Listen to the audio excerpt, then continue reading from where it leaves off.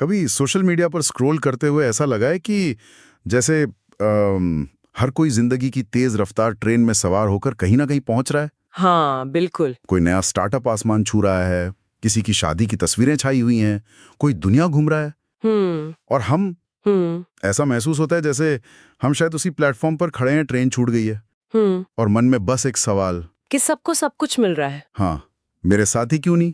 ये एहसास आज के दौर में बहुत आम हो गया है ना। बहुत ज्यादा। आज हम जिन स्रोतों पर गौर कर रहे हैं वो इसी भावना की पड़ताल करते हैं। मतलब सोशल मीडिया पर दिखने वाली कामयाबी का ये जो तिलिस्म है और इसकी हकीकत, इसके बीच का फासला समझने की कोशिश करते हैं। हाँ, तो मतलब आज का मकसद है इस चमक तमक के पीछे झांकना। बिल्कुल। और शायद चीजों को देखने का अपना नजरिया थोड़ा बदलना। हाँ, और ये जो तुलना करने की आदत है ना, ये बड़ी खामोशी से असर करती है।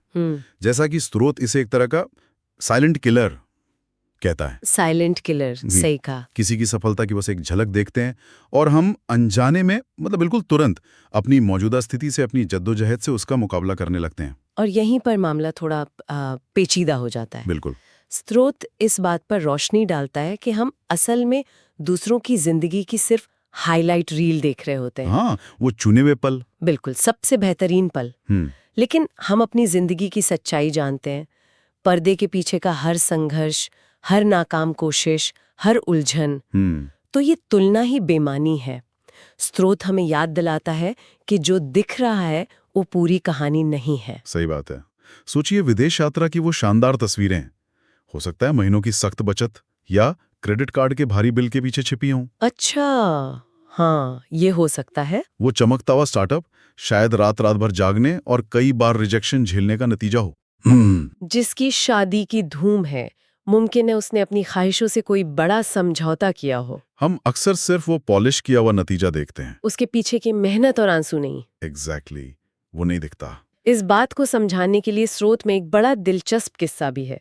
एक दोस्त का जिक्र है जो बाहर से देखने में एकदम परफेक्ट लगता था। अच्छा। हाँ, मतलब महंगे जूते, रोज जिम जाना, लगातार ट्रिप्स पर जाना। इंस्टाग्राम पर तो जिंदगी मतलब बेहद हसीन नजर आती थी। वो टिपिकल इंस्टाग्राम लाइफ।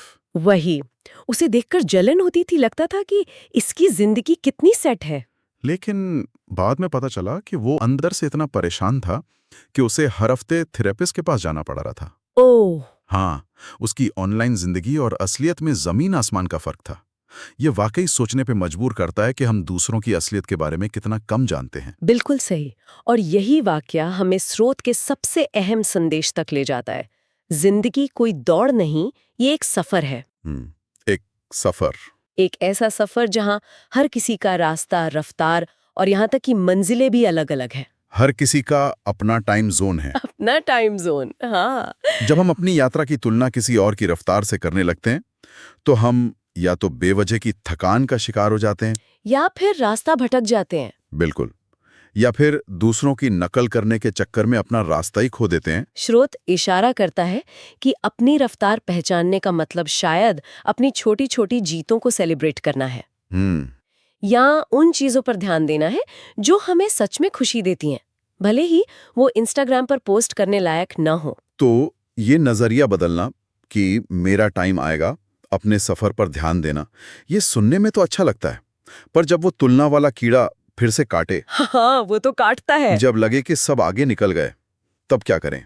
स्रोत इसके लिए एक सीधा साधा मंत्र देता है। क्या है वो? एक पल रुकें, एक गहरी सांस लें और खुद से कहें, मेरा टाइम आएगा, पर जब आएगा तो सिर्फ मेरा होगा।